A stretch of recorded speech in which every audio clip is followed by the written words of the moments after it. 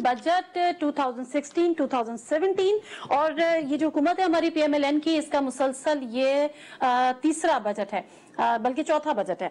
मैं तीसरा बजट है, आई बिलीव चौथा बजट है। अच्छा, मैं यहाँ पर सिर्फ मुख्तसर इतना कहूंगी कि definitely we are not an economist, तो हमारे पैनल पे सीनियर इकोनॉमिस्ट हैं जिस हवाले से हम डिस्कस करेंगे।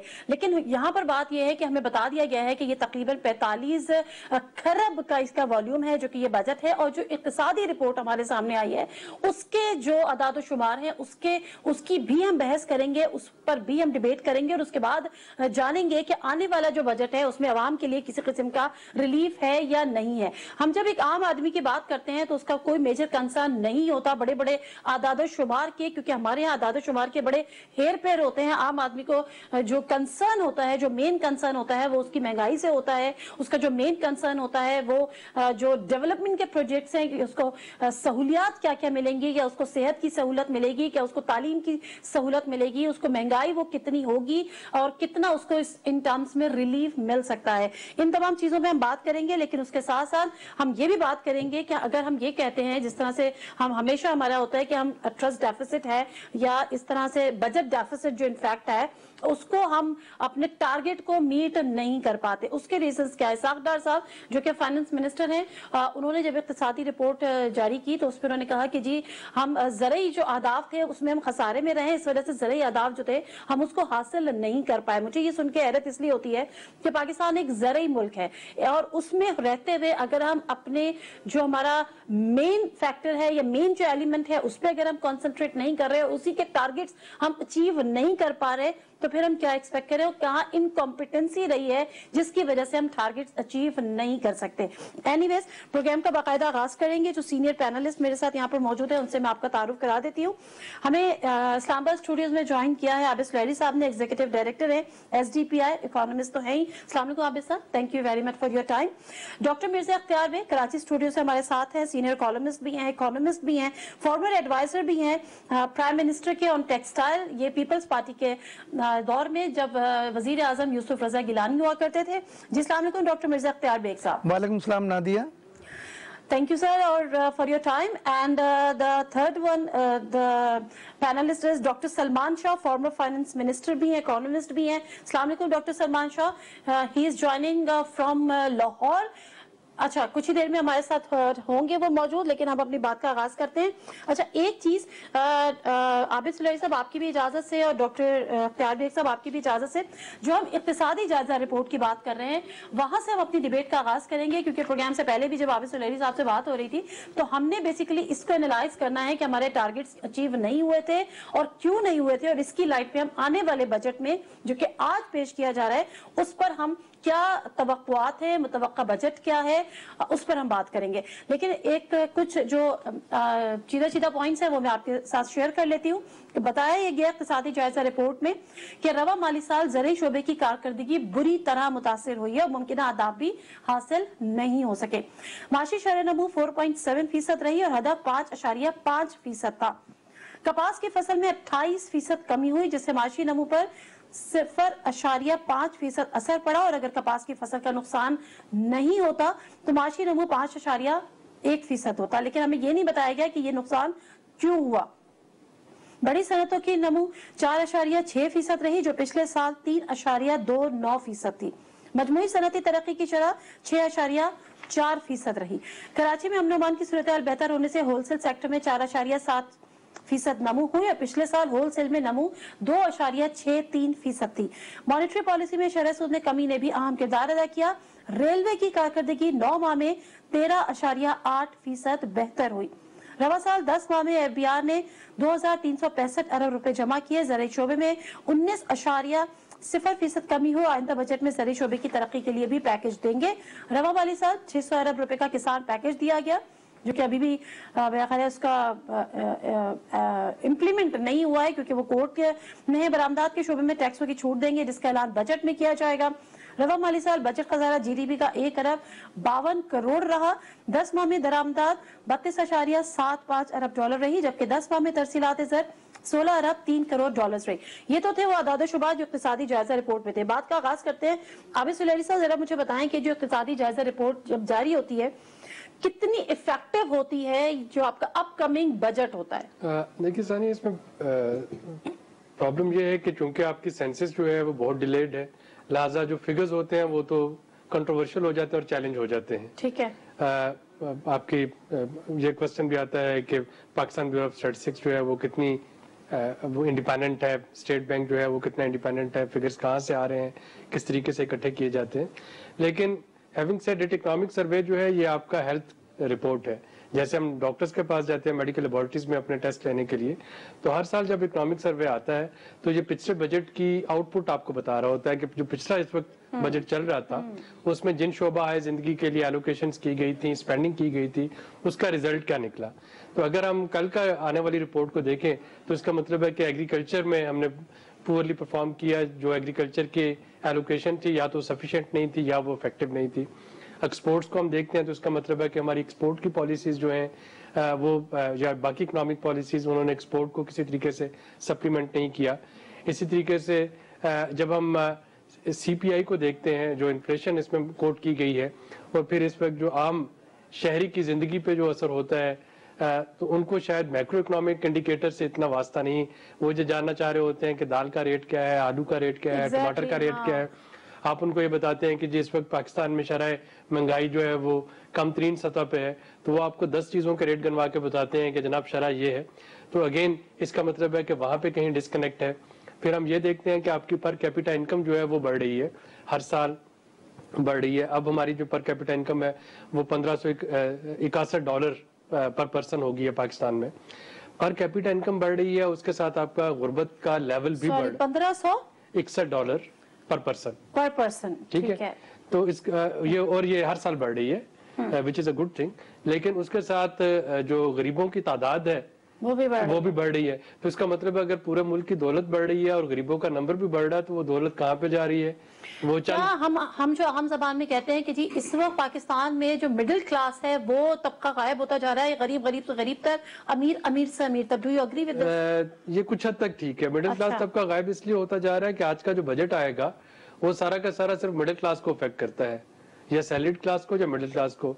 बदकिस्मती से हमारे यहाँ जो खतरे गुर्बत से नीचे रहने वाले लोग हैं, unfortunately they have nothing to lose, क्योंकि वो उनको आपने इतना डिप्राइव और इतना मार्जिनलाइज कर चुके हैं, लूज करने के लिए कुछ नहीं। जो आपकी इशराफिया है या उमरा है, उनके लिए आप रेट जो है वो पेट्रोल 150 रुपए लीटर होगा तो तब भी इस्तेमाल हो रहा होगा। ड्रिंक्स की बोतल जो है वो 50 रुपए से बढ़ा के 75 से आप 200 भी कर देंगे तो इस्तेमाल हो रहा है। तो जो मिडिल क्लास और व्हाइट कॉलर लोग और सैलरीड लोग हैं वो बजट में इफेक्ट होते हैं।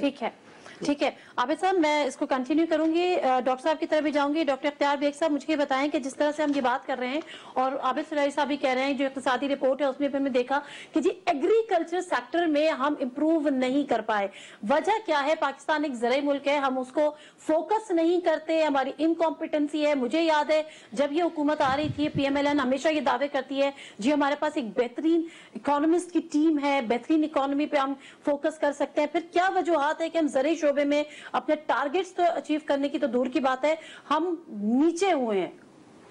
जी नादिया, बिल्कुल सही आप कह रही हैं कि एग्रीकल्चर सेक्टर में हमने माइनस, हमारी मनफी ग्रोथ हुई है, जो बहुत बड़ा लहम फिक्रिया है, क्योंकि पाकिस्तान एग्रीकल्चर कंट्री। उसकी 2-3 वजूहात हैं।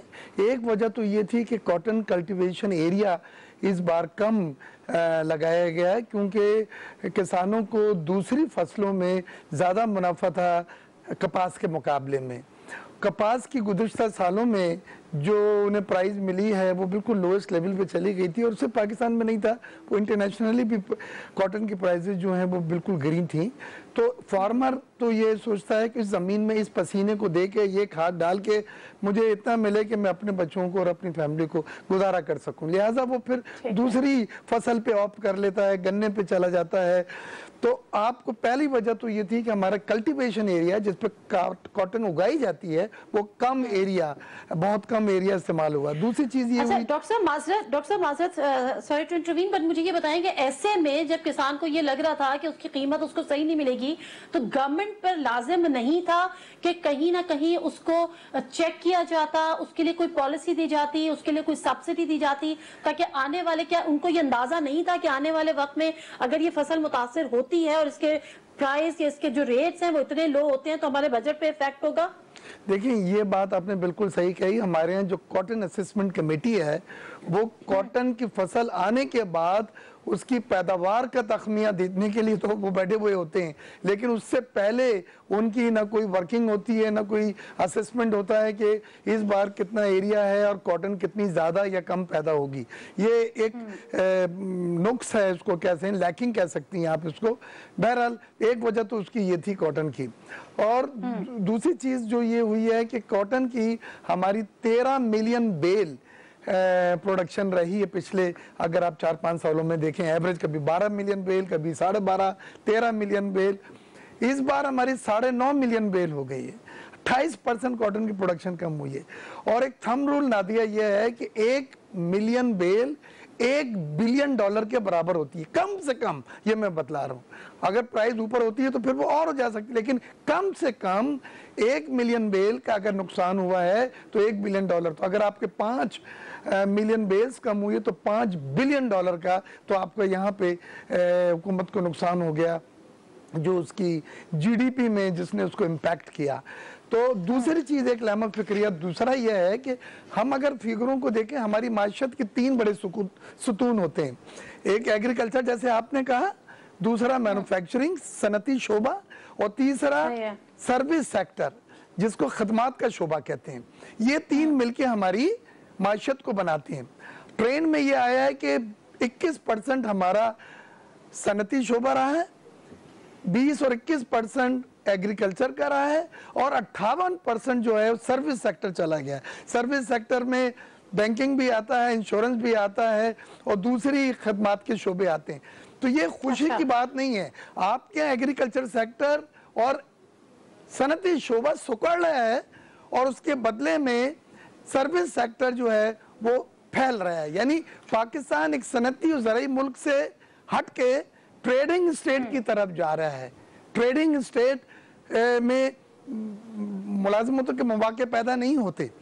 जो प्रोडक्टिव शोबे हैं वो एग्रीकल्चर और मैन्युफैक्चरिंग है। जो एग्रीकल्चर में पैदा होता है वो मैन्युफैक्चरिंग में इस्तेमाल हो जाता है। 13 मिलियन बेल पैदा हुई एग्रीकल्चर में, और वो मैन्युफैक्चरिंग में इस्तेमाल करके वैल्यू एडिशन करके एक्सपोर्ट्स हुई, न्यू जॉब क्रिएट हुई, रेवेन्यू कलेक्ट हुई, यानी एक चेन प्रोडक्टिव। लेकिन डॉक्टर साहब, मैं जब ये पढ़ रही थी जो डिटेल्स, उसमें जिस तरह से आप कह रहे हैं कि अगर हम सर्विस सेक्टर में जा रहे हैं या उसमें डेवलपमेंट ज्यादा है तो ये हमारे लिए अच्छा नहीं है, लेकिन दूसरी तरफ फिर अनएम्प्लॉयमेंट की आप बात कर रहे हैं कि एम्प्लॉयमेंट जनरेट नहीं होगी या अपॉर्चुनिटीज जनरेट नहीं होंगी, तो दूसरी साइड पे इसारकार साहब कहते हैं कि जी बेरोजगारी में कमी वाक़ई हुई है। तो ये कमी कैसे वाक़ई हुई है? हमें तो नहीं नजर आता कि कोई नई इंडस्ट्रीज सामने आ रही है, कोई चीज फ्लोरिश हो रही है। मैं बिल्कुल इसको डिनाई करता हूं, क्योंकि जो फिगर्स हैं मेरे पास उसमें नए मुलाजमतों के मौके बिल्कुल पैदा नहीं हुए।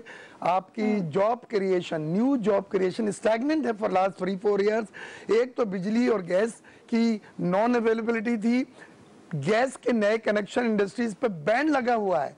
तो जब गैस और पावर के भी कनेक्शन नहीं मिल रहे, तो जब न्यू कनेक्शन ही नहीं मिल रहा है तो ना एग्जिस्टिंग सनतें एक्सपेंड करेंगी और ना नई सनतें आ सकेंगी, क्योंकि कनेक्शनों पे बैन है। तो नई मुलाजमतों के मौके पर कैसे पैदा होंगे? और नई मुलाजमतों के मौके न सिर्फ यह है कि एग्रीकल्चर और मैन्युफैक्चरिंग देता है, बल्कि small and medium scale industry देती है। 80% जॉब्स जो क्रिएट होती हैं वो छोटे और दरमियाने दर्जे की सनतों से होती हैं, जिनको वेंडर इंडस्ट्री कहते हैं, और वो हमारे यहाँ फरोग नहीं पाई। By all means I can establish it कि वो स्टैग्नेंट है, 3-4 साल से उसमें कोई ग्रोथ नहीं हुई है। हाँ, अब मैं इस पे वापस आती हूँ आप इस मुझे बताएंगे, एक तो ये कि अगर आप इसमें कुछ अपना ऐड करना चाहें, आप अग्री करते हैं, नहीं करते कहीं करते हैं। दूसरी बात, ये जो जॉब अपॉर्चुनिटीज की बात हो रही है, कहा है कि जी बेरोजगारी में कमी वाकई हुई है, तो मुझे ये बताएं कि एक तरफ तो ये कि आपकी नई जॉब क्रिएट नहीं हो रही, इसको आप किस तरह से इन्होंने उसको एग्जामिन किया है कि क्या ब्रेन ड्रेन हुआ है, तो फिर आप कह रहे हैं कि जी लोग ही कम है तो वहां पर उस लिहाज से जॉब्स है। पहले तो मैं एग्रीकल्चर पे थोड़ा सा तस्करा करना चाह रहा था। ये जो कॉटन का क्राइसिस, डॉक्टर साहब ने कुछ वजूहत बताई, मेरे ख्याल में उसमें एक मेजर वजह ये थी आपका जो क्लाइमेट चेंज, ये जो मौसमी तगयरात का पैटर्न इस वक्त हम देख रहे हैं, खा वो हीट वेव की शक्ल में है या वो एकदम से बारिशें और ज़्यादाबारी गर्मी में शुरू होना हो जाती है, आंधियाँ आना शुरू हो जाती हैं, तो हमारे मौसम चेंज हो रहे हैं और उसके मुताबिक हमारे पास रिसर्च नहीं है कि ज़राअत में उस तरह की वैरायटीज़ हम इंट्रोड्यूस करवा सकें जो कि इन मौसमों से मुताबिकत रखती हों। अब पिछले साल कपास में पंजाब में और काफ़ी हद तक सिंध में भी ये हुआ कि अव्वल तो वहाँ पे कपास का इस तरह का बीज दस्तयाब नहीं था जो कि इन मौसमी तगय्युरात का मुकाबला कर सकता, और जो दस्तयाब था वो अक्सर फेक सीड था। फेक से मतलब क्या, अनरजिस्टर्ड सीड था। मैंने अगर देखा है कि किसी साईं की फसल बहुत अच्छी हुई, मैंने उनसे कहा कि जी मुझे अपना बीज दे दें, और उन्होंने घर में अपने बोरे बना के बीज के वो उसको बीटी कार्टन और इस तरह की चीज़ों के नाम पे बेचना शुरू कर दिया। ये पंजाब और सिंध दोनों में ये डिस्ट्रिक्ट एडमिनिस्ट्रेशन का बड़ा फेलियर हुआ है कि जहाँ पे कितना ज़्यादा नाकिस बीज जो है वो बेचा गया। यानी फार्मर ने अपने तौर पे बेहतर बीज देने की कोशिश की, उसके पैसे भी दिए, लेकिन बजाय इसके उसको यील्ड मिलती। सर तो यहाँ पर ये हुकूमत की ना सिर्फ इनकॉम्पिटेंसी बल्कि नेग्लिजेंस। जी मैं वो यही कह रहा हूँ, district administration long term planning नहीं है, कोई स्ट्रेटजी नहीं है, कोई स्टडी नहीं है, कोई होमवर्क। ये डिस्ट्रिक्ट एडमिनिस्ट्रेशन की नाकामी हुई। दूसरी चीज जो कि ज़राअत में हम इस वक्त देख सकते हैं, तीन बड़े इंस्टीट्यूशन होते हैं किसी भी मुल्क की एग्रीकल्चर को सपोर्ट करने के लिए। एक आपकी यूनिवर्सिटीज है, एग्रीकल्चर यूनिवर्सिटीज फैसलाबाद में भी है, मुल्तान में भी है, जामशोरों में भी है, आपको इस वक्त कई रावलपिंडी में भी है। तो वो आपकी यूनिवर्सिटीज होती हैं। दूसरे आपके एग्रीकल्चर रिसर्च के अदारे हैं, PARC है, NARC है, कॉटन रिसर्च इंस्टीट्यूट है, निपजी वगैरह है। और तीसरा होता है आपका एक्सटेंशन सर्विसेज। अगर आप GT रोड पे या पेरिफेरी में ट्रैवल करें तो आपको अक्सर लिखा हुआ नजर आता है सड़क पे कि धान की फसल फलां वक्त तक उगा लें, कपास की ये वैरायटी कर लें काश्त। तो इन तीनों अदारों का आपस में कोई कनेक्शन नहीं है। रिसर्च वाले माजरत के साथ भी पॉलिटिकल एंगल हो जाएगा, बड़े बड़े इश्तिहार और पूरी कैंपेन तो हम चलाते हैं करोड़ों रुपए की, लेकिन इस चीज पे नहीं चलाते जिस चीज की जरूरत है, जो आगाही देने की यानी क्लाइमेट चेंज जो है दैट इज वेरी इंपॉर्टेंट और बहुत बुरे तरीके से इस वक्त हिट कर रही है। ठीक है, मुझे एक मुख्तसर सा ब्रेक लेना है नाज़रीन। जब मैं ब्रेक से वापस आऊंगी, जिस GDP की हम बात करते हैं, जब ग्रॉस डोमेस्टिक प्रोडक्ट की, जिससे हम अंदाजा लगाते हैं कि हमारा इस वक्त हमारी स्टैंडिंग इकोनॉमिकली कहां पर है।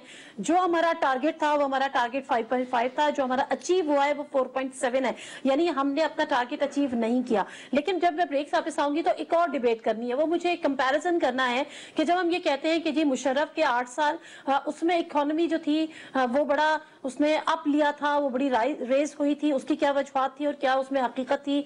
उसके बाद जरदारी पीपल्स पार्टी की हुकूमत आई जिसमें हमने इकोनॉमी को अपने नीचे भी देखा। लेकिन इस हुकूमत से जो ये बात कहती थी कि जी हमारे पास एक कॉम्पिटेंट टीम है, उसमें क्या वजूहत थी कि हम अपने टारगेट्स अचीव नहीं कर सके, वो कंपैरिजन भी आपके सामने रखेंगे और उस पर भी हम डिबेट करेंगे। Stay with us.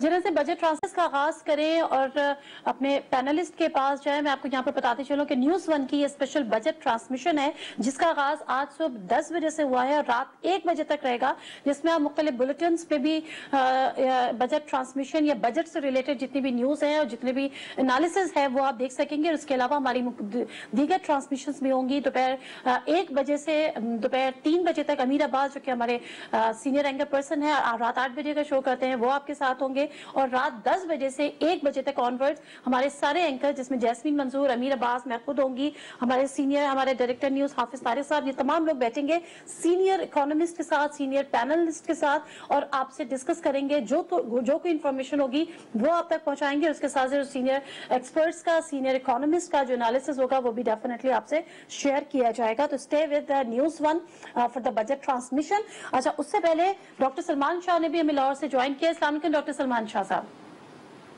जी वालेकुम अस्सलाम। अच्छा डॉक्टर साहब, इससे पहले कि मैं आपसे जरा इकोनॉमी पे बात करूं, आज एक और बड़ी ब्रेकिंग न्यूज भी अभी हम चैनल्स पे अपने देख रहे थे और हमारे चैनल पे भी, जिसमें हज करप्शन स्कैंडल, अगर आपको याद होगा 2010 का, जिसमें उस वक्त के जो वजीर हज थे हामिद सईद काज़मी, उन पर एक करप्शन का इल्जाम था। अब जो सजाएं मिली हैं 2010 के केस पे, 2016 में वजीर मजहबी उमूर थे हामिद सईद काज़मी साहब, उनको 16 साल साबिक एडिशनल जो थे, साबिक एडिशनल उनको एडिशनल सेक्रेटरी थे आफ्ताब अहमद साहब, उसके साथ साथ साबिक DG हज राव शकील, उनको 40 साल। इस पे कोई कमेंट करना चाहेंगे आप sir?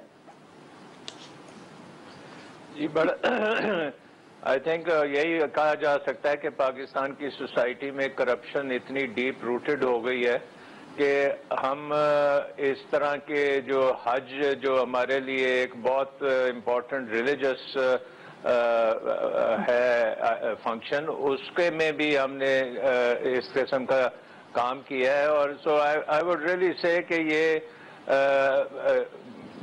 Peoples Party government and subsequently अब PMLN की गवर्नमेंट में भी जिस किस्म के ये स्कैंडल्स आ रहे हैं उन मेगा प्रोजेक्ट्स में करप्शन वगैरह के, तो ये तो लगता है कि decade of corruption and miss governance होगा पाकिस्तान की हिस्ट्री में।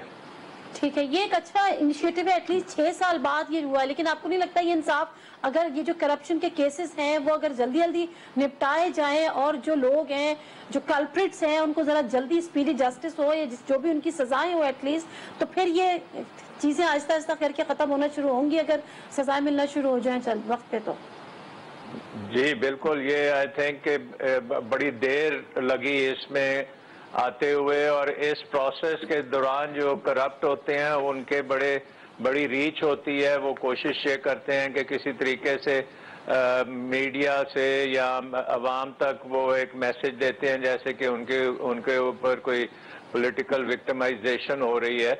सो सब जो हैं जब इनके ऊपर एहतसाब चलता है तो वो बिल्कुल साफ सुथरे बन के सामने नजर आना शुरू हो जाते हैं। सो आई थिंक ये चले देर से आई है लेकिन एक प्रेसिडेंट एस्टेब्लिश हुआ है। Exactly. और ये यू आर एब्सोल्युटली राइट कि जल्दी से जल्दी ये चीज के ऊपर कन्विक्शन भी होनी चाहिए और फिर पनिशमेंट, ताकि एक डिटरेंस बने। पाकिस्तान की सोसाइटी में ये कैंसर की तरह फैला हुआ है और इसको अगर हम रूट आउट नहीं करें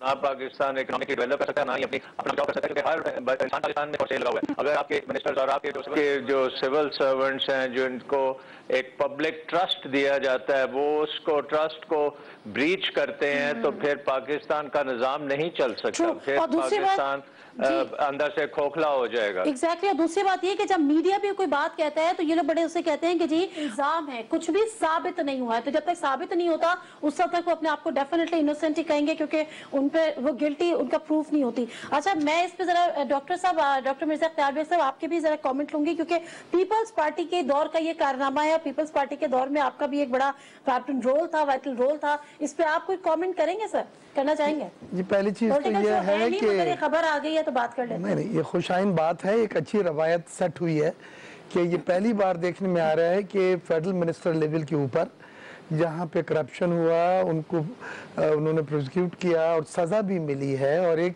लॉजिकल कंक्लूजन की तरफ एक चीज़ ख़त्म हुई है।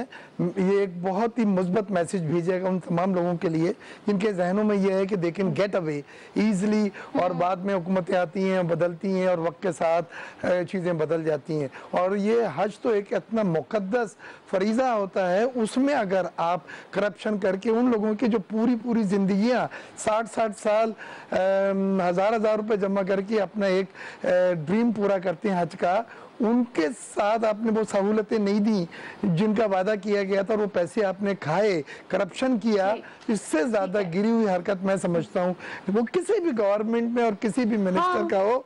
लेकिन जाती तौर पे डॉक्टर अख्तियार बेग मैं बिल्कुल आज बहुत खुश हूँ कि ये सजा मिली है और ये एक मैसेज है उन सब लोगों के लिए। सेट हुआ है, बहुत अच्छी रवायत। लेकिन मैं ये कहती हूँ कि अगर ये तो चले जी पुरानों के साथ तो हो ही जाता है, जब अब फॉर्मर उनके साथ लग जाता है ये साबित लग जाता है। बात तो असल वो होगी और मजा तो तब आएगा अगर हमारा कोई सिटिंग मिनिस्टर भी ये करेगा और उसको भी वक्त पे सजा मिलेगी। बट एनीवेज हम अपनी जो हमारी बजट ट्रांसमिशन है उसको हम कंटिन्यू करेंगे, उसी तरफ हम दोबारा से आ जाते हैं। डॉक्टर सलमान शाह साहब मुझे बताएं कि हम एग्रीकल्चर सेक्टर की हम डिस्कस कर रहे थे, आबिद सुलैरी साहब हमारे साथ हैं, डॉक्टर मिर्जा अख्तियार बेग साहब हमारे साथ हैं कि एग्रीकल्चर सेक्टर में जो हमारी परफॉर्मेंस है वो नेगेटिव रही है, बजाय इसके कि जो हम बात कर रहे थे कि ये एक ज़रे मुल्क है उसमें मजीद तरक्की होनी चाहिए थी, मजीद टारगेट्स हमारे अचीव होने चाहिए थे। मुख्तसर से इस डिबेट में कंट्रीब्यूट करने के लिए आप अपनी राय भी दे दीजिए ताकि हम आगे बढ़ें। देखिए, आई थिंक ये एक बहुत बड़ा अलमिया है कि पाकिस्तान जो एक बैकबोन जिसे कहते हैं पाकिस्तान इकोनॉमी की, वो एग्रीकल्चर ही है। ऑलमोस्ट 40 to 50% आपकी लेबर फोर्स जो है वो एग्रीकल्चर में है, और अगर एग्रीकल्चर में क्राइसिस आता है और एग्रीकल्चर में ग्रोथ के पॉसिबिलिटीज ख़त्म होती हैं, और आप देखें कि एग्रीकल्चर सेक्टर इस वक्त पाकिस्तान का बिल्कुल इंटरनेशनली नॉन कम्पिटिटिव हो गया है, क्योंकि जब से ऑयल प्राइसेस गिरी हैं उसके साथ साथ बाकी चीज़ों की कीमतें भी गिरी हैं, इंटरनेशनली कमोडिटीज़ की पर्टिकुलरली गिरी हैं, और कम्पिटिटिवनेस एग्रीकल्चर सेक्टर में बहुत ज़्यादा हो गई है। अब आप इनएफिशिएंसीज के पीछे आप प्रॉफिटेबिलिटी नहीं दे सकते, आपको जो भी पूरे एग्रीकल्चर सिस्टम को दुरुस्त करना पड़ेगा, और एग्रीकल्चर को जब तक आप ग्लोबली कंपेटिटिव नहीं बनाएंगे पाकिस्तान की इकोनॉमी में ये कंट्रीब्यूट नहीं कर सकेगा। सर, तो आपकी और तजवीज़ क्या होगी इसके लिए? देखें, मेरी तजवीज़ ये होगी कि पूरा जो इनपुट्स हैं एग्रीकल्चर सेक्टर की वो इतनी होनी चाहिए कि इनकी एंड प्राइसेस जो निकलती है फार्मर्स के लिए वो इंटरनेशनली कंपेटिटिव हो। अब पिछले कम से कम 10-15 साल से हमने एग्रीकल्चर को इग्नोर किया है, कोई आपने नया वाटर रिजर्वायर नहीं बनाया, पानी की किल्लत है। उसके बाद आप देखें कि जो फार्म प्रैक्टिसेस हैं वो खासी मिडिएवल हैं, पुरानी हैं, उसमें नई कोई चीज़ नहीं आ रही, नए बीज नहीं आ रहे। हम कॉटन की बात करते हैं और पिछले 10-15 साल से हम बीटी कॉटन की बात कर रहे हैं, वो हम करने में कामयाब नहीं हुए। हालांकि क्रॉस द बॉर्डर अगर आप जाएं तो वो एक ज़माने में कॉटन उनकी हमारे जितनी प्रोडक्शन थी अब हमसे 4 गुना ज़्यादा प्रोडक्शन हो गई है। अगर आप वीट की बात करते हैं, क्रॉस द बॉर्डर वीट की प्रोडक्टिविटी जो है हमारे से डबल है। हर चीज़ में हम पीछे रह गए हैं। अब ये पूरा जो पैकेज है ये मेरा ख्याल है कि ये इतनी आसानी से तो नहीं हो सकेगा, लेकिन आपको पानी का निज़ाम दुरुस्त करना पड़ेगा, फार्म मैनेजमेंट ठीक करनी पड़ेगी, बीजों का इंतज़ाम ठीक करने पड़ेगा, फर्टिलाइज़र, डीजल, ट्रैक्टर्स, और सबसे बड़ी बात यह है कि इस जो एग्रीकल्चर में जो आउटपुट है इसमें वैल्यू एडिशन करनी पड़ेगी, हाई वैल्यू क्रॉप्स की तरफ जाना पड़ेगा। मॉडर्न इरिगेशन सिस्टम में आपको ड्रिप इरिगेशन और वाटर कंजर्वेशन के जो तरीक़ेकार हैं वो करने पड़ेंगे, और ये मेरा ख्याल है एक बहुत लंबी होगी रिफॉर्म प्रोसेस, जिसको आपको कंसिस्टेंटली अगर करेंगे तो शायद ये 4-5 साल में ये एग्रीकल्चर स्टेबलाइज होना शुरू हो। लेकिन सबसे इम्पोर्टेंट चीज है कि प्रोडक्टिविटी आपको बढ़ानी पड़ेगी फार्म पे, और इनपुट कॉस्ट कम करनी पड़ेंगी। ठीक है सर, रिफॉर्म्स की जरूरत है, और डेफिनेटली मेरा ख्याल है कि जिस तरह आप कह रहे हैं 4 से 5 साल, और उसके लिए सीरियसनेस की जरूरत है, विल की जरूरत है। अच्छा, मैं जो हूँ यहाँ पर इससे पहले कि मैं एक ब्रेक लूँ, और आबिद साहब से बात भी नहीं हुई है, जब मैं वापस आती हूँ ब्रेक से आबिद साहब से यहाँ पे शुरू करूंगी। लेकिन हम जीडीपी की जब बात करते हैं तो जो इस साल का जो हमें अचीव हुआ है वो 4.7%, जो हमारा टारगेट था वो 5.5% था। जब हम जीडीपी की बात करते हैं, जो कि ग्रॉस डोमेस्टिक प्रोडक्ट को हम कह रहे होते हैं, हम अगर एक कंपैरिजन में चाहते हैं कि पिछली 3 हुकूमतें, यानी इस हुकूमत को मिला के पिछली 2 हुकूमतें, जब हम उस डिक्टेटरशिप की भी बात करते हैं तो मुझे वो वजूहात जाननी है अपने इस पैनल से कि क्या वजह है कि उस वक्त आज भी जब मुशर्रफ साहब से बात करते हैं, उनकी टीम से बात करते हैं, तो वो इसी चीज को बेस बनाकर कहते हैं कि जी हमारा जो दौर था उसमें कम से कम पाकिस्तान इकोनॉमिकली ग्रो कर रहा था। मैं कुछ स्टेटिस्टिक्स आपके सामने रखती हूँ, ब्रेक से वापस आऊंगी, आबिद साहब से भी पूछूंगी, दीगर शख्सियात से भी बात करूंगी। 2002 से अगर हम 2007 तक की बात कर लें, जो कि परवेज मुशर्रफ का एक दौर हुआ करता था, दौर हुकूमत परवेज मुशर्रफ का था, साल 2002 3.2%, 2003 4.8%, इसी तरह जो अगर बात करें 7.4%, 7.7%, 6.2%, ये वो शरह नमू है, यानी जीडीपी हमारा जो ग्रोथ है, जिसमें हम 6 को भी टच कर रहे हैं, 7 पॉइंट्स को भी टच कर रहे हैं, लेकिन ग्रेजुअली हम कहां पर डिक्रीज करते हैं, डिक्लाइन में आते हैं। 2008 से ऑनवर्ड जब हमारे पास पीपल्स पार्टी का दौर शुरू होता है, यानी 1.7% 2008, 2009 2.8%, 2010 1.6%, 2011 2.7%, 2012 3.5%। फिर मौजूदा हुकूमत और 2013 जो इनका पहला बजट था 4.4%, 2014 4.7%, 2015 4.2%, 2016 4.7%। अब क्या वो वजूहात है जिसकी बिना पर हम ग्रेजुअली डिक्लाइन हुआ है हमारी जो जीडीपी है, और क्या वो वजूहात है जिसपे एक डिक्टेटर की जब हुकूमत थी तो उस वक्त हमारी इकोनॉमी ग्रो कर रही थी। मुख्तसर सा ब्रेक लेते हैं पैनल में। न्यूज़ वन के एक दफा फिर आपको खुशामदीद कहते हैं और एक दफा फिर आपको बताएंगे कि आज सारा दिन ये बजट ट्रांसमिशन आप न्यूज़ वन पे देख सकेंगे। जो हमारे प्राइम टाइम एंकर्स हैं अमीर अब्बास, जैस्मीन मंसूर, उसके साथ साथ हमारे डायरेक्टर न्यूज वक्तन फवक्तन अपने अपने स्लॉट्स में वो आपके पास आएंगे और हम अपनी बजट ट्रांसमिशन रात 1 बजे तक कंटिन्यू रखेंगे। अच्छा, ब्रेक पे जाने से कबल हम जब बात कर रहे थे कि साल 2002 से लेकर अगर हम कंपैरिजन की तरफ जाएं साल 2016 तक, तो क्या वो वजूहात हैं जिसकी बिना पर हम ये कहते हैं या हम ये देखते हैं कि जब सिविल गवर्नमेंट्स नहीं होती या जमहूरी हुकूमतें नहीं होती, एक डिक्टेटर की हुकूमत होती है, लेकिन उसके बावजूद हमारी जो इकोनॉमी है वो उस वक्त बेहतर तौर पर ग्रो करती है। इसकी वजूहात भी मैं जानूंगी, लेकिन उससे पहले मैं अपने पैनल पे खुशामदीद कर दूं और आपको तारीफ भी करा दूं अतीक मीर साहब जो कि ताजिर इत्तेहाद के सदर हैं कराची के, हमारे साथ कराची स्टूडियो से मौजूद है। अस्सलाम वालेकुम अतीक मीर साहब। वालेकुम सलाम। अच्छा, इसके अतीक मीर साहब आप को भी मैं वेलकम करती हूँ और हम प्रोग्राम के इस जो हमारा ये सेगमेंट है, जो हमारी बजट ट्रांसमिशन का जो ये सेगमेंट है, इसमें जो मुझे इम्पोर्टेंट चीज़ डिस्कस करनी है वो ये कि आने वाले बजट से एक आम आदमी को क्या रिलीफ मिलेगा, ताजरों की एक्सपेक्टेशंस क्या हैं, और उसके साथ साथ जो मेन है वो ये है कि एजुकेशन सेक्टर में और हेल्थ सेक्टर में हम क्या एक्सपेक्ट कर रहे हैं कि कितनी एलोकेशन इस बजट की होगी ताकि हम तालीम को आम कर सकें। तालीम को आम करने का मकसद ये है कि हम उस शऊर को आम कर सकें। आबिद सुलैरी साहब, पहले तो जरा सा मुझे बता दें जहाँ पे हमने छोड़ा था कि क्या वजह है कि जब हम डिक्टेटर का दौर देखते हैं तो उसमें वो आज भी बड़े उससे कहते हैं कि जी हमारे दौर की इकोनॉमी और जीडीपी रेट देखिए और अभी का देखें। ये दो वजूहत हैं इसके नादिया पे। एक वजह तो ये है कि आप जीडीपी बेसिकली ये होता है कि कंज्यूम क्या हुआ, प्रोड्यूस क्या हुआ, पूरे मुल्क की जो इकोनॉमिक एक्टिविटीज़ हैं पूरे साल की, उसको जीडीपी आप कह रहे हैं सादा ज़ुबान में अगर हम बात करें। अब आप ये सारी इकोनॉमिक एक्टिविटीज़ अपने क्रेडिट कार्ड पे कर सकती हैं। आप जाएं, आपकी लिमिट जितनी है आप टका के उसकी शॉपिंग करें पूरा महीना विदाउट रियलाइजिंग के कभी इसकी पेमेंट भी करना होगी। अच्छा, तो एक तो ये वजह होती है। और जब आप कंपैरिजन दिखा रही थी, और 2008 में उस वक्त जब डार साहब थोड़े अरसे के लिए उनको इकोनॉमी का पोर्टफोलियो दिया गया था, पीपल्स पार्टी PMLN दोनों जब मिलकर हुकूमत बनाना चाह रहे थे पहला साल, तो डार साहब ने उस पर सारे हकायक प्रेजेंट भी किए थे। फिस्कल डेफिसिट और करंट अकाउंट डेफिसिट जितना ज्यादा बढ़ चुका था कि वो सारे जो आपको जीडीपी ग्रोथ नजर आ रही थी, यानी वो इकोनॉमिक एक्टिविटीज हो रही थी, लेकिन उन इकोनॉमिक एक्टिविटीज की बेस इसलिए नहीं बन रही थी कि वो ज्यादा बारोड बनी थी और उसमें रेवेन्यू और एक्सपेंडिचर्स जो थे उनमें किसी किस्म का कोई मुताबिकत नहीं थी। अच्छा। आमदनी जो है वो कम थी, खर्चे बहुत ज्यादा किए जा रहे थे और आर्टिफिशियल फिगर्स कह सकते नहीं, हैं। आर्टिफिशियल फिगर्स यानी वो आपकी प्रूडेंस अप्रोच नहीं होती। अगर घर में मैं अपने सारे घर वालों की बातें मानता जाऊं respective of my income level, मैं क्रेडिट कार्ड पे खर्चे करते जा रहा हूँ तो मेरे घर वाले तो बहुत खुश होंगे,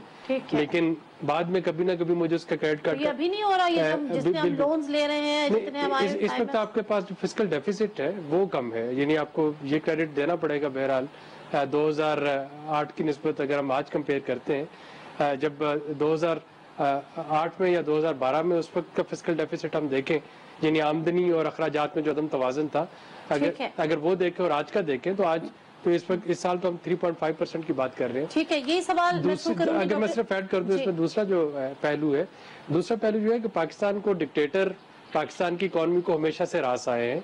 उसकी वजह ये होती है कि आप अमेरिका के किसी न किसी इंटरनेशनल एजेंडा पे काम कर रहे होते हैं और आपके पास एक अनइंटरप्टेड फ्लो ऑफ डॉलर्स जो है वो आना शुरू हो जाता है। 2001 में जब नवाज शरीफ हुकूमत ने एटम बम के बाद जो उन पे सैंक्शन पाकिस्तान की इकोनॉमी को नहीं अमेरिका को रास आता है। हाँ, तो जब वो एटमी धमाकों के बाद सैंक्शन लगी, वो जो ही सितंबर 11 हुआ सैंक्शन खत्म हो गई, पाकिस्तान की चूंकि जरूरत पड़ गई, आपके पास अनइंटरप्टेड फ्लो जो है जिसका मुशर्रफ ठीक है, डॉक्टर सलमान शाह से भी जरा उनके कमेंट्स ले लेते हैं फिर आगे बढ़ते हैं। डॉक्टर सलमान शाह साहब, आपके कमेंट्स है।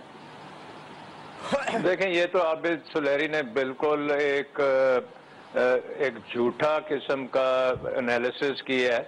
अच्छा। अब आप सीधी बात है 99 में आप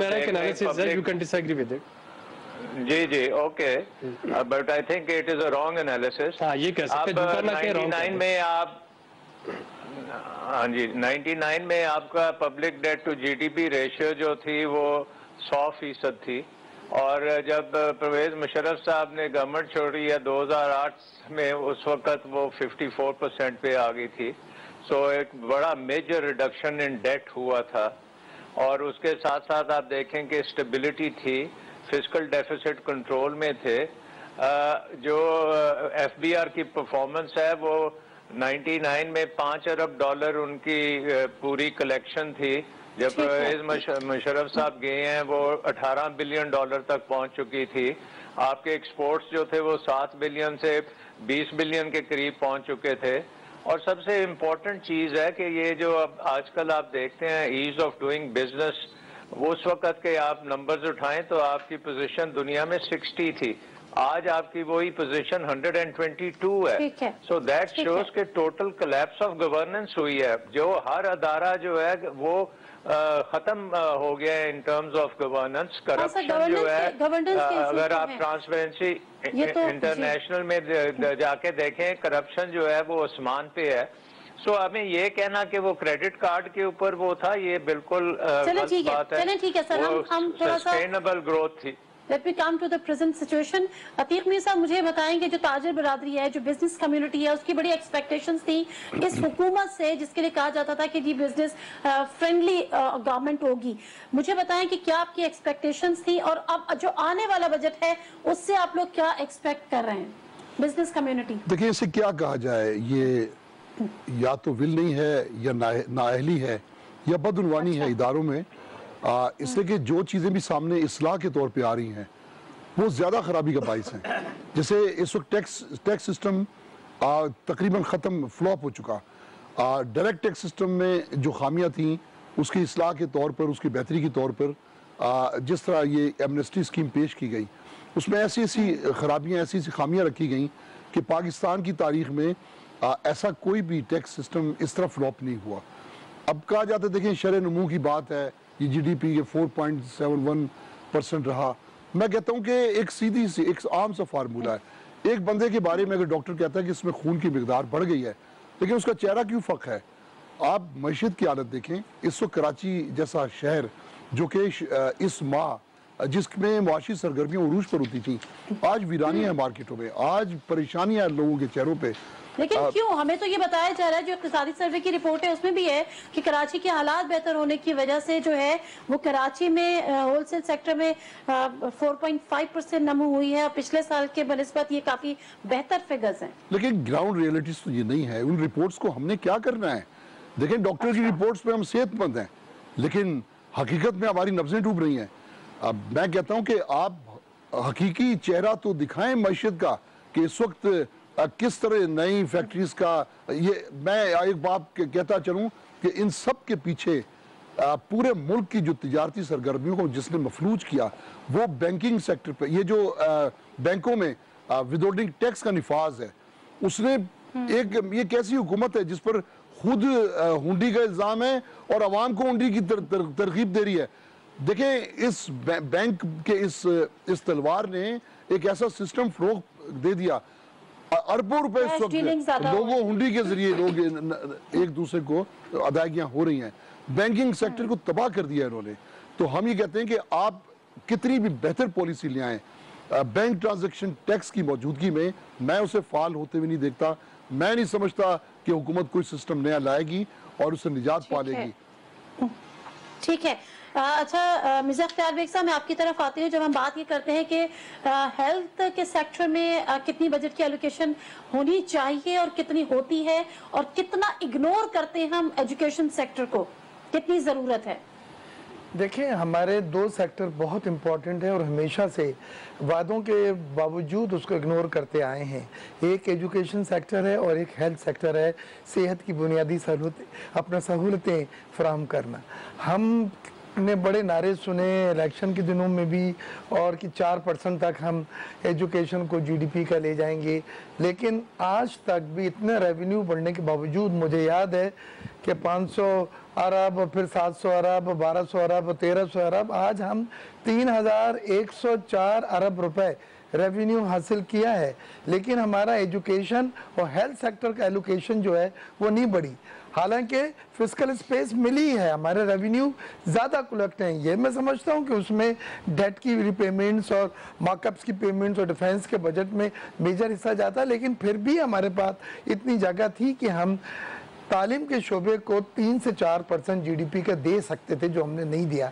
अब इसकी एक वजह तो या तो ये समझते हैं कि इसकी तरजीहात में ये इतने ज़्यादा नहीं है, लेकिन हमने माजी की और उन तमाम खत्ते की जो दूसरे ममालिक हैं उनको देखते हुए हम बड़े यकीन से कह सकते हैं कि अगर आप अपनी कौम को तालीम के जेवर से आरिस्ता नहीं करेंगे, आज जो कुछ भी हमारे यहाँ मुश्किलात हैं, इश्यूज हैं, वो तालीम के जेवर फराम ना करने की मुझे ये बताएं कि ये तो हमें पता है कि हम बजट को एलोकेट नहीं करते हेल्थ सेक्टर में भी और एजुकेशन सेक्टर में भी, लेकिन इंटेंशंस क्या हैं, वजूहात क्या हैं, प्रायोरिटीज देखें।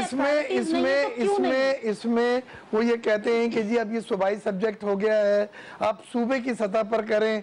सूबे कहते हैं जी हमारे रिसोर्स नहीं है, अभी हम रिसोर्स मोबिलाइज कर रहे हैं।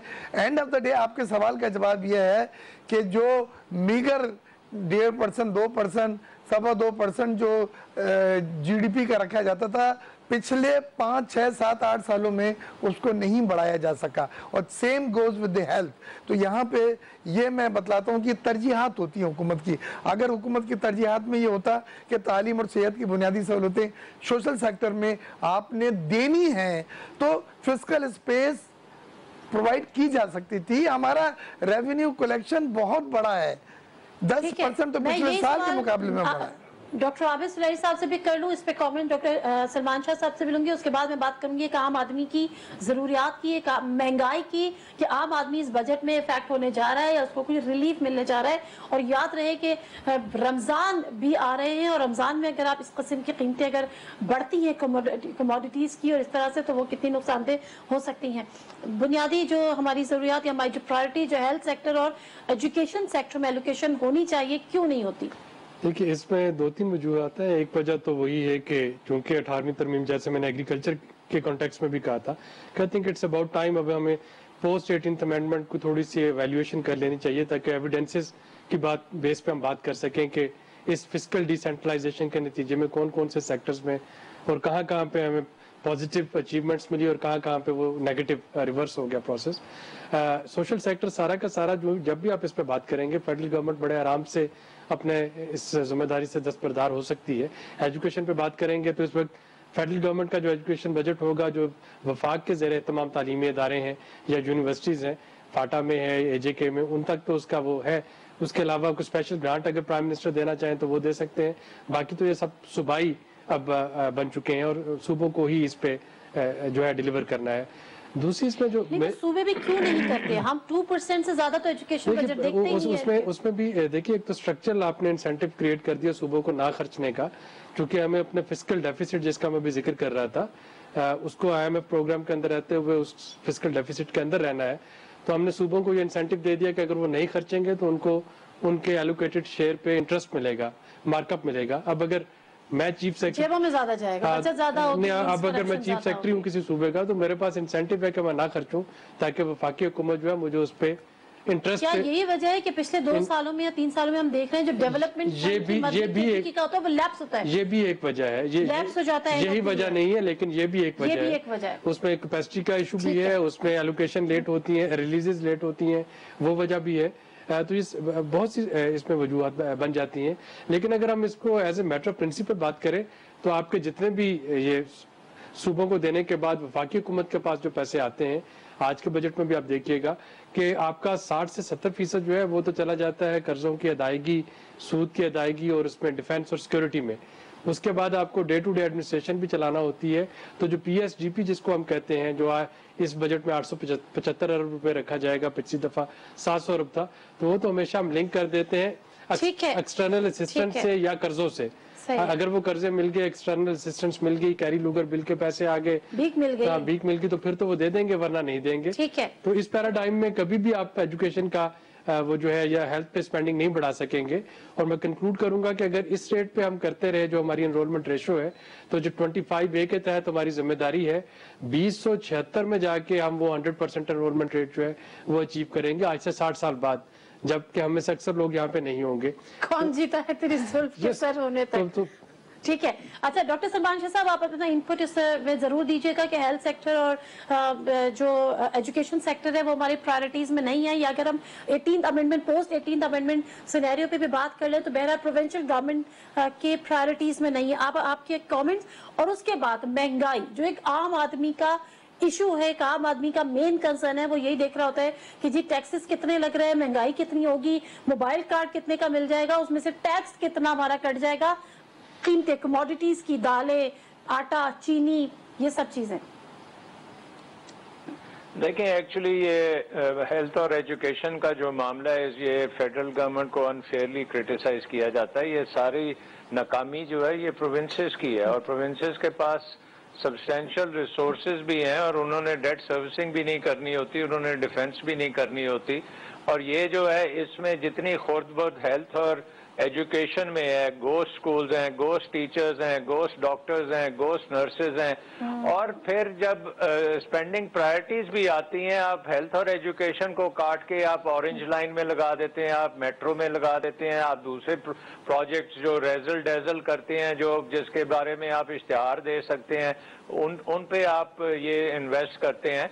हालांकि अगर प्रोविंसेस चाहें और अपनी बड़ी इनके पास पावर भी है, अथॉरिटी भी है, और अब तो इनके पास रेवेन्यूज भी हैं, तो इनको सर्विसेज के ऊपर सेल्स टैक्स भी ये कलेक्ट कर सकते हैं। और पर्टिकुलरली पंजाब और सिंध का तो कोई जवाब नहीं बनता कि हेल्थ और एजुकेशन पे प्रॉपर स्पेंडिंग ना करें। इनके पास सब कुछ है, बट आई थिंक इनकी नीयत ठीक नहीं है, ये इनके पॉलिटिकल प्रायोरिटीज में नहीं आती। नेशन बिल्डिंग का जो असल चीज है कि ह्यूमन रिसोर्सेज पे पैसा खर्च करना, वो समहाउ इनकी कैलकुलेशन में नहीं है। इनकी प्रायोरिटीज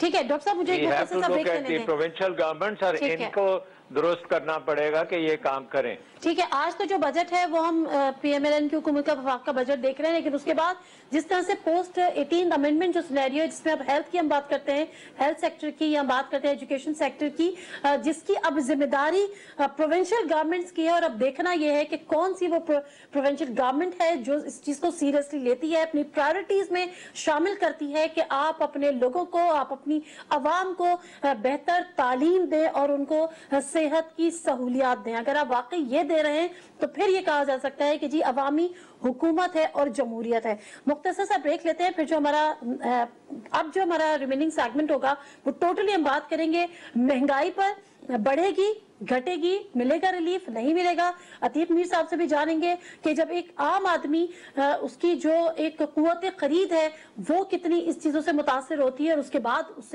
पर क्या गुजरती है। Stay with us.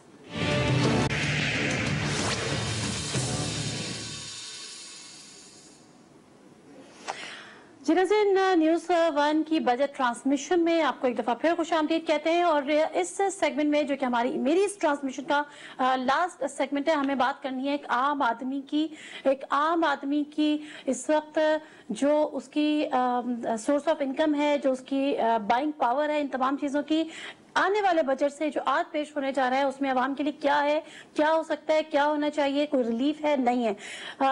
Atiq Mir साहब मुझे पहले ये बताएं, क्योंकि आपका जो ताल्लुक है वो एक आम आदमी से डायरेक्टली भी होता है, जो इफेक्ट होता है, मुझे बताएं कि इस वक्त सूरत हाल क्या है, आने वाले बजट से क्या उम्मीद है, कोई ऐसी चीज जो कि आवाम को रिलीफ दे सके, कुव्वत खरीद में उसकी इजाफा कर सके, उसको जो सैलरी क्लास है वो सबसे ज्यादा इफेक्ट होती है। अभी प्रोग्राम के पहले हिस्से में जिस तरह से आप इस साहब से बात कर रहे थे।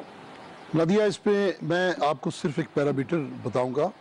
ये 1.5 से 2 साल में मैं एक फ़र्क देखा। अवाम जो एक दूसरे से मदद मांगते हैं, ज़रूरतमंद जो लोगों के पास आते हैं, पहले वो सिर्फ अशिया खुर्द नोश के लिए, आटे के लिए, चावल के लिए, दाल दलिए के लिए लोग एक मदद मांगते थे। अब कोई कहता है स्कूल में बच्चे का नाम वो कट जाएगा, फीस जमा करवा दो, बिजली कट जाएगी, बिल जमा करवा दो। इसी तरह अद्वियात के लिए लोग पैसे मांगते हैं। अब लोगों की जो नीड्स है, लोगों का जो मदद है, वो बहुत एक चेंज है। इससे अंदाज़ा होता है कि ये जो बेतहाशा सेल्स टैक्स की जो तलवार लटका दी गई है, हर चीज़ पे सेल्स टैक्स है, किसी पे 15%, किसी पे 20%, किसी 25%। जैसे टेलीफोन चले, वो एक ज़रूरत की वो भी चीज़ है, अब तो खैर आम आदमी भी की भी ज़रूरत है, आप 75 रुपए रह जाते हैं 100 रुपए के कार्ड के ऊपर। इस तरह मैं देख रहा हूँ कि अब बहुत बार बार लोग कहते हैं, माहिर मुआशियात बार बार कहते हैं, जो इनडायरेक्ट बेस है टैक्सों की, कि आम आदमी उसकी आमदनी कुछ नहीं है, मजदूर तनख्वाहदार है, वो भी सेल्स टैक्स इनडायरेक्टली पे करता है, जो कि उसको एक ऐसी महंगाई की जानिब उसे धकेलता है कि जो अफोर्ड नहीं कर सकता। इस बजट में मैं कहता हूँ कि सेल्स टैक्स को सिंगल डिजिट पे लाना चाहिए, और अगर टैक्स जिस तरह कह रहे 400-500 अरब रुपए के टैक्स बढ़ाएंगे, तो ये तय्युशात पे बढ़ाएं जिस पे उन लोगों पे असर आए जो पौश तबका है, जो बड़े लोग हैं, जो साहिब इस्तात हैं। ये ज़रूरी है कि गरीबों पे असर नहीं, उनको रिलीफ मिलनी चाहिए।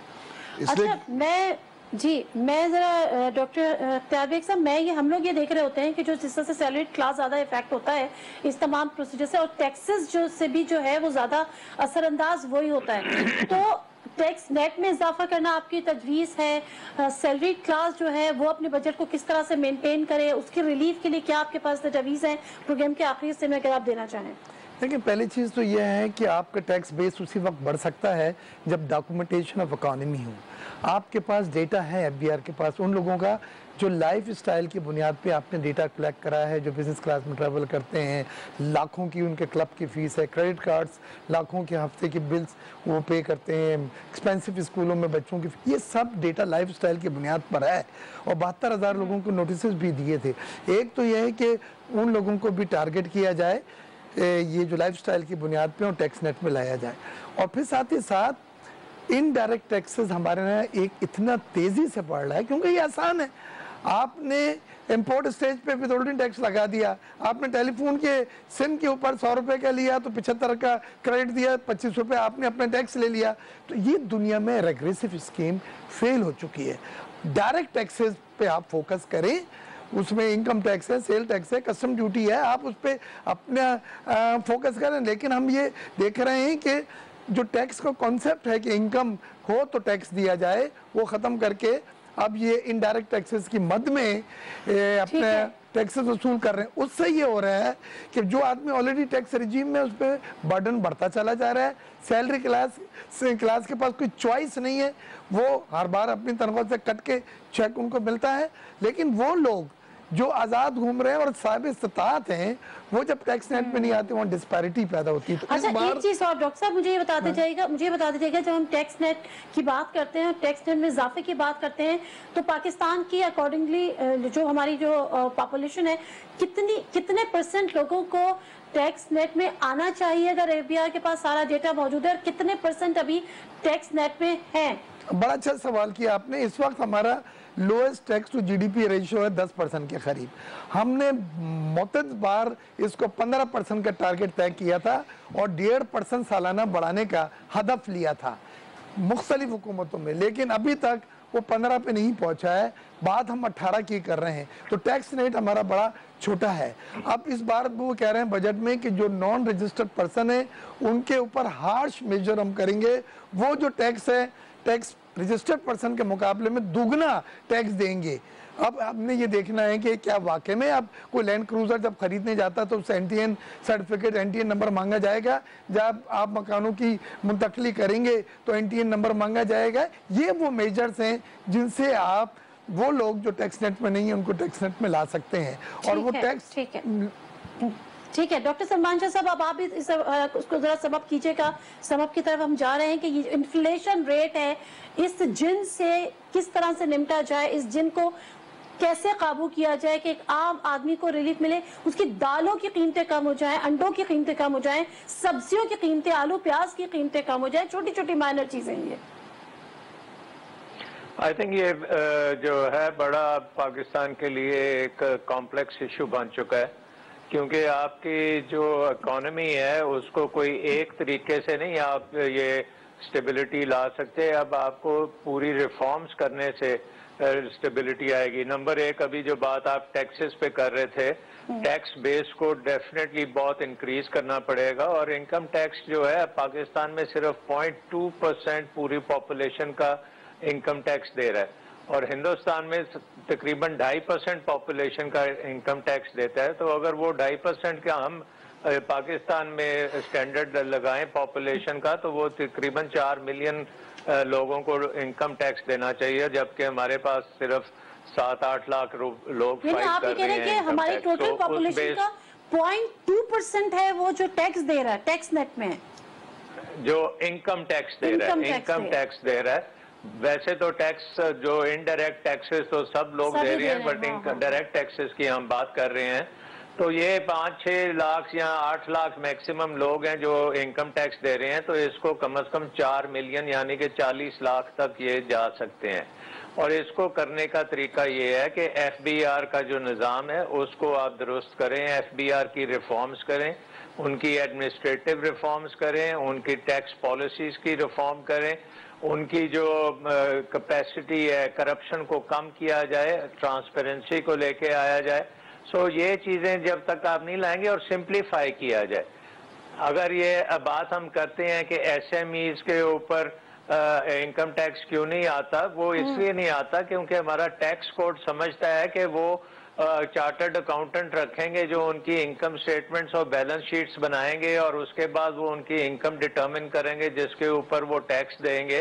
तो ऐसे नहीं होगा, आपको वो उनके लिए एक सेपरेट निज़ाम बनाना पड़ेगा। हो सकता है कि डॉक्यूमेंटेशन की रिक्वायरमेंट्स जो है वो 90% आपको ख़त्म करनी पड़ेंगी। बड़ा सिंपल तरीके से ये टैक्स करना पड़ेगा और ये बढ़ाया जा सकता है। अच्छा सर, दूसरी तरफ आपको इकोनॉमी में आपके नहीं, मेरी बात अब सुन लेना। आपने बात की थी कि इन्फ्लेशन के साथ, सो अगर आपकी ये फाइनेंशियल स्टेबिलिटी आती है, उसके साथ साथ आपको ये अपनी प्रोडक्टिविटी जो है वो उसको इम्प्रूव करने की बहुत बड़ी ज़रूरत है, क्योंकि आपकी कॉस्ट ऑफ डूइंग बिजनेस इतनी हाई होती जा रही है जिसकी वजह से आपकी मार्केट में प्राइसेस फिर ऊपर जानी पड़ती हैं just to cover the cost of business. अगर आप एग्रीकल्चर की हम पिछले सेगमेंट में बात कर रहे थे, अगर दुनिया में वीट जो है वो 800 रुपये मन है और पाकिस्तान में वो 1200 रुपये मन पे हुकूमत खरीदती है, तो जाहिर है कि जब वो कंज्यूमर के पास जाएगी तो वो बड़ी महंगी होगी। सो जब तक आप फार्मर की प्रोडक्टिविटी बेहतर नहीं करेंगे, उसकी कॉस्ट ऑफ प्रोडक्शन नीचे नहीं लेके आएंगे, उसकी आउटपुट प्राइसेस फिर नीचे नहीं आएंगी। सो ये प्रोडक्टिविटी के ऊपर जो फोकस करना है वो भी बहुत ज़रूरी है, ताकि सप्लाई जो है आपकी गुड्स एंड सर्विसेज की इकोनॉमी में बड़ी एफिशिएंटली आए और एट रीजनेबल प्राइसेस आए। उसके साथ साथ अब हम ये भी देख रहे हैं कि अब एक टाइम ऑयल प्राइसेस के डिप से आपकी इन्फ्लेशन नीचे आई है, क्योंकि आपने 100 रुपये लीटर पे पेट्रोल बिकता था, वो नीचे 70 रुपये के करीब आ गया। उसकी वजह से ओवरऑल इकोनॉमी में इन्फ्लेशनरी प्रेशर कम हुआ है। लेकिन आगे जाते हुए जब आपकी मॉनेटरी पॉलिसी भी एक्सपेंसिव होगी और प्रोडक्शन भी आपकी पूरी नहीं होगी और इन्वेस्टमेंट भी इकोनॉमी में नहीं पूरी आएगी, तो वो सप्लाई साइड इम्पैक्ट जो आना चाहिए मार्केट प्लेस में वो नहीं आएगा और प्राइसेस जो हैं आहिस्ता आहिस्ता ऊपर जानी शुरू होंगी। सो आई थिंक अब हुकूमत को बड़े केयरफुली आगे जाना पड़ेगा। मुझे लगता है कि अब इन्फ्लेशनरी प्रेशर्स आगे चल के बहुत बढ़ेंगे।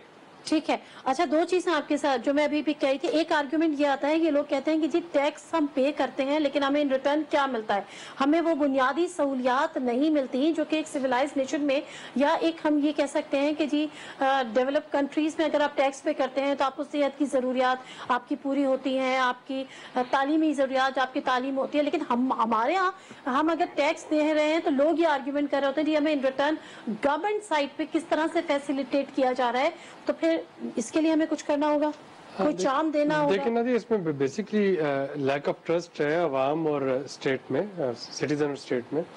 इस दफा देखिए डार साहब ने कल कहा कि जी टैक्स रेवेन्यू जो है हम तकरीबन उसको अचीव करने पे पहुंच गए हैं, और अगर आप पिछले साल की निस्बत इस साल की जो टैक्स रिटर्न फाइल हुई है उनको देखें तो उनकी तादाद में कमी आई है। इसका मतलब ये है कि आपका रेवेन्यू तो पूरा हो रहा है, जो टैक्स फाइलर थे उनमें कमी आ गई। तो वही लोग जो कि ऑलरेडी टैक्स नेट में है, या तो उनसे फर्दर टैक्स लिए जा रहे हैं, या एक्सपोर्टर्स के रिबेट जो है वो रोके जा रहे हैं, या इनडायरेक्ट टैक्सेशन है।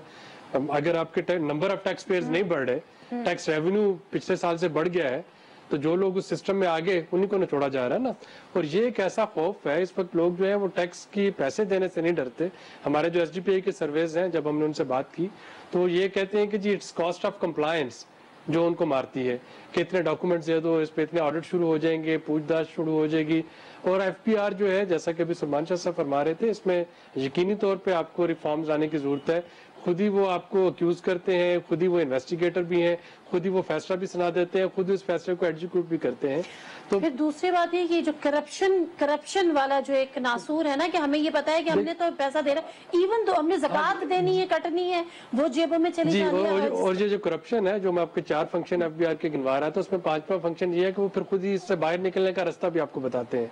तो मुझे बताएंगे जी आपको 50 लाख देना है, फिर मेरे खिलाफ फैसला भी कर देंगे, फिर मेरे खिलाफ वो सारी चीजें लेके आ जाएंगे, फिर उनका कोई बंदा आके बताएगा कि अच्छा जी ये कर लें तो आप 5 लाख रुपया और फिर कुछ अरसे बाद एमनेस्टी स्कीम ले आएंगे। जी, ओपन एमनेस्टी। तो ये वो चीजें हैं जो कि डेफिनेटली इस वक्त अफेक्ट कर रही हैं।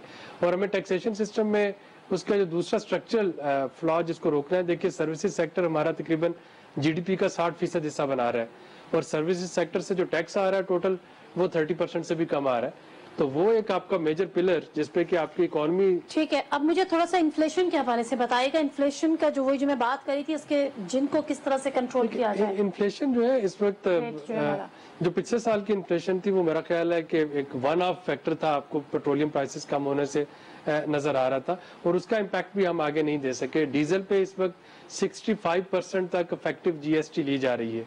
अब इतना सस्ता होने के बावजूद जब आप 65 आधे से भी ज्यादा जी, और ये डीजल है जो कि आपके एग्रीकल्चर में भी काम आएगा, ये पब्लिक ट्रांसपोर्ट में भी काम आ रहा है। जब आप उसको 65% उस पर जीएसटी लगा देंगे तो आप कहीं भी फिर उसके सर इम्पैक्ट भी तो नहीं देखते ना, कौन से ट्रांसपोर्ट के किराए कम हो जाते हैं, वो नहीं होते ना, वो में कीमतें कम होती है कि जी पेट्रोल बहुत सी चीजें ऐसी हैं जो कि आपकी डिस्ट्रिक्ट एडमिनिस्ट्रेशन ने करनी है। जहाँ पे डीसीओ या डीसी जो है वो इफेक्टिव होगा, वहाँ पे ट्रांसपोर्ट के किराए भी कम हो जाएंगे, आपको चीज़ों के नरक भी शायद कम होते नजर आएंगे। यहाँ पे नहीं होगा, वहाँ पे नहीं हो सकेंगे। और बदकिस्मती से क्योंकि सारा सिस्टम जो है उसमें पोलिटिकल इंटरवेंशंस है, गवर्नेंस के मेजर प्रॉब्लम्स हैं, और ये एक सिंड्रोम बन चुका है।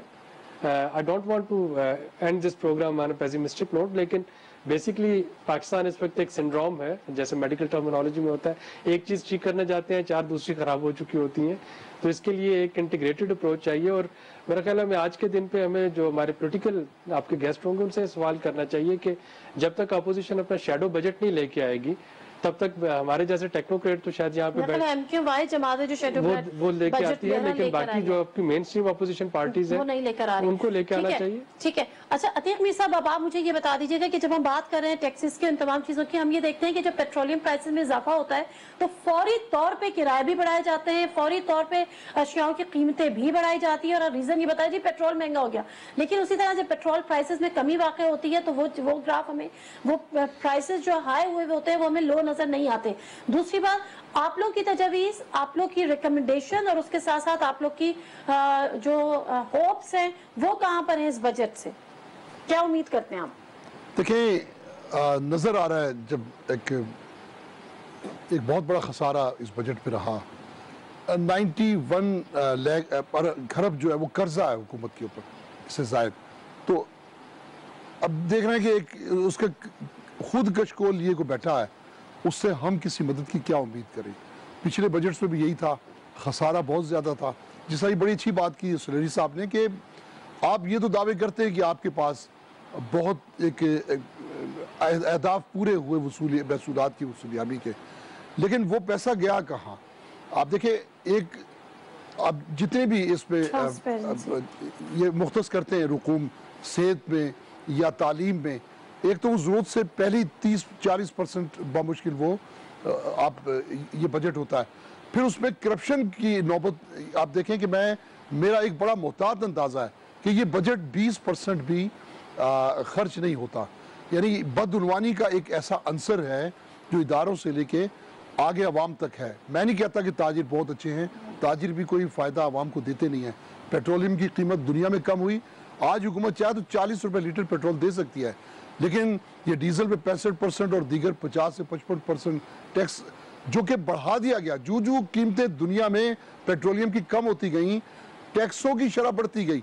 ये कैसी हुकूमत है?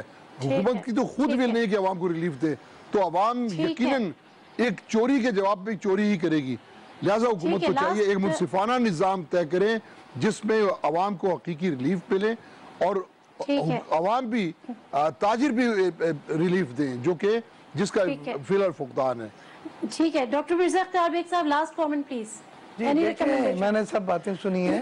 कंक्लूड में इस बात पे करूंगा कि हुकूमत को स्ट्रक्चरल रिफॉर्म्स लाने की सख्त ज़रूरत है। एडॉक मेजर से हम काम चला रहे हैं क्योंकि ज़रूरत पड़ती है, लेकिन लॉन्ग टर्म ये सस्टेनेबल ग्रोथ के लिए स्ट्रक्चरल रिफॉर्म लाना बहुत ज़रूरी है।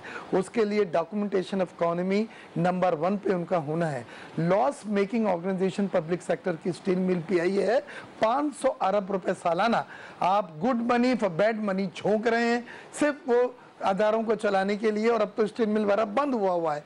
तो उनको भी आपने हर बजट में वादा करते थे कि प्राइवेटाइज करेंगे और ये बर्डन जो बचेगा ये सोशल सेक्टर पर खर्च होगा, तालीम और सेहत की बुनियादी सहूलतों पर खर्च होगा, वो नहीं है। और ग्रोथ अगर आपने लेनी है, जो बात आप करते हैं और जो स्टेट बैंक की पॉलिसी भी नजर आ रही है, डिस्काउंट रेट कम कर रहे हैं, तो एक्सपोर्ट लेड ग्रोथ से आपका मुल्क तरक्की कर सकता है। एक्सपोर्ट लेड ग्रोथ के ऊपर आप जाएं और डॉक्यूमेंटेशन ऑफ इकोनॉमी में कम से कम आपको विल नजर आना चाहिए, उसमें कंप्रोमाइज ना हो। और अगर आपने ये नहीं किया तो आप एडॉक मेजर्स करके टेम्परेरी बुनियाद के ऊपर कर सकेंगे। Thank you very much doctor Salman Shah साहब, डॉक्टर मिर्जा अख्तियार बेग, डॉक्टर आबिद सुलेरी साहब और उसके साथ अतीक मीर साहब, आपका भी बहुत बहुत शुक्रिया। हम जिस कंक्लूजन पे सब पहुंचे हैं उसमें ये कि करप्शन इस वक्त वो नासूर है जो हमें दीमक की तरह चाट रहा है, उसकी आपको खत्म करना होगा, उसमें आपको अकाउंटेबिलिटी लेकर आनी होगी, उसके साथ साथ आपको ट्रांसपेरेंसी लेकर आनी होगी। इन्फ्लेशन रेट हम शोर बचाते हैं, लेकिन एक स्ट्रक्चरल रिफॉर्म्स की जरूरत है जिसके बाद ही हम कुछ एक्सपेक्ट कर सकते हैं। गवर्नमेंट को इन चीजों को सीरियसली लेना होगा। सोशल सेक्टर में डेवलपमेंट में, इसमें सोशल सेक्टर में जो है उनमें रिफॉर्म्स की जरूरत है। हेल्थ सेक्टर में हमें बजट एलोकेशन की ज्यादा जरूरत है। तालीम की फराहमी की हमें फौरी तौर पे जरूरत है। और अगर हमारी प्रायोरिटीज ये नहीं होंगी तो हम आगे जाकर वो कौम नहीं बन सकेंगे, हम एक दफा फिर पीछे रह जाएंगे दुनिया में। उसी तरह से हम एक थर्ड वर्ल्ड कंट्री के तौर पर जाने जाएंगे। मैं प्रोग्राम को अपनी इस ट्रांसमिशन को यहीं पर खत्म करती हूँ। एक दफा फिर आपकी सिर्फ इल्म में ये बात लाना चाहती हूँ कि न्यूज वन की ट्रांसमिशन का ये सिलसिला जारी रहेगा, जिसमें आप एनालिसिस अपने न्यूज बुलेटिन में देख ही सकेंगे, लेकिन उसके साथ साथ दोपहर 1 बजे से 3 बजे हमारे प्राइम टाइम एंकर अमीर अब्बास आपके साथ ये ट्रांसमिशन लेकर आएंगे और रात 10 बजे से रात 1 बजे तक ये सिलसिला दोबारा शुरू होगा, जिसमें मैं भी आपके साथ होंगी, जैस्मीन मंजूर होंगी, अमीर अब्बास होंगे और उसके साथ साथ हमारे डायरेक्टर न्यूज भी हमें ज्वाइन करेंगे, हाफिज तारिक साहब। फिलहाल दीजिए इस बजट ट्रांसमिशन से नादिया मिर्जा को इजाजत। अल्लाह हाफिज।